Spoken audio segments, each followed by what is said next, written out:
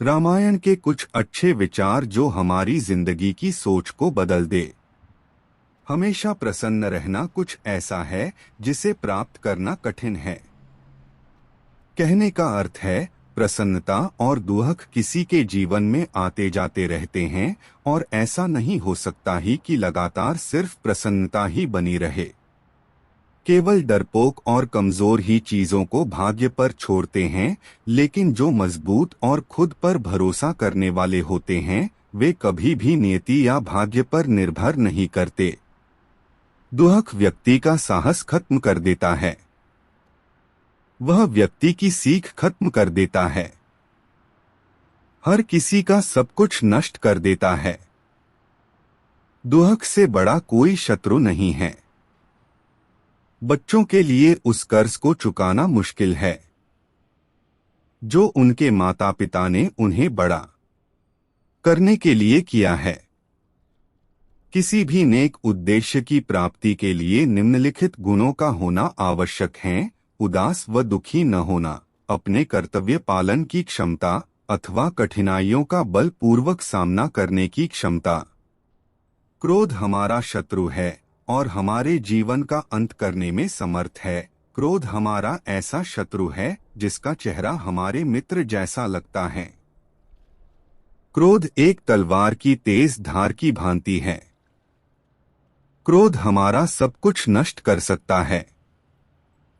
जो किसी से धन व सामग्री की सहायता लेने के पश्चात अपने दिए हुए वचन का पालन नहीं करता, तो वह संसार में सबसे अधिक बुरा माना जाता है। सभी का चेहरा उनकी अंदरूनी विचारधाराओं व भावनाओं का दर्पण होता है। इन विचारधाराओं व भावनाओं को छुपाना लगभग असंभव होता है और देखने वाला उन्हें भांप सकता है। उदासी अत्यंत बुरी चीज होती है। हमें कभी भी अपने मस्तिष्क का नियंत्रण उदासी के हाथ में नहीं देना चाहिए।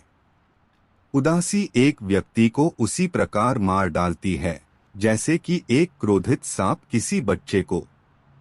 दुष्टों व राक्षसों से समझौते की बात या नम्र शब्दों से कोई लाभ नहीं हो सकता। इसी प्रकार किसी धनवान व्यक्ति को कोई छोटा मोटा उपहार देकर उसे शांत नहीं किया जा सकता। उत्साहहीन, निर्बल व दुख में डूबा हुआ व्यक्ति कोई अच्छा कार्य नहीं कर सकता। वह धीरे धीरे दुख की गहराइयों में डूब जाता है।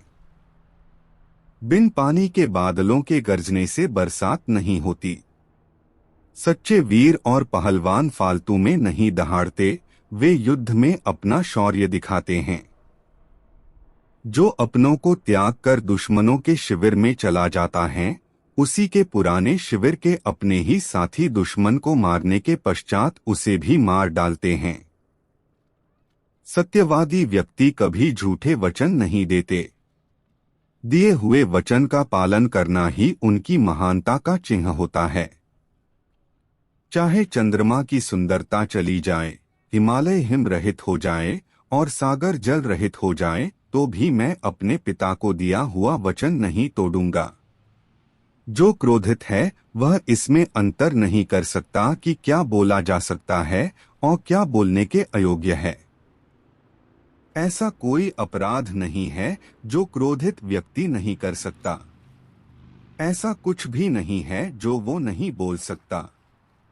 दूसरों की संपत्ति को चोरी करना, किसी अन्य की पत्नी की लालसा करना और मित्रों की ईमानदारी और चरित्र पर शक करना, ये तीनों व्यक्ति को विनाश तक ले जाते हैं।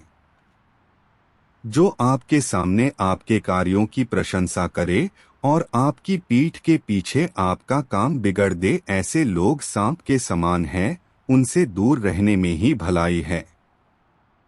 जो व्यक्ति किसी से भेदभाव नहीं करता और सबके साथ अच्छा व्यवहार करता है, वह आदमी जीवन में खूब प्रगति करता है। ऐसे आदमी की हर इच्छा पूरी होती है। जो व्यक्ति हमेशा अच्छा मीठा बोलता हो, हर समय अपनी भाषा का ध्यान रखता हो और किसी भी परिस्थिति में बुरे शब्दों का उपयोग नहीं करता, वह व्यक्ति जीवन में हमेशा प्रगति करता है। हर मनुष्य में दया और प्रेम होना चाहिए। हर किसी के मन में अपने से छोटे के प्रति दया और अपने से बड़ों के प्रति सम्मान की भावना होनी चाहिए। जय श्री राम।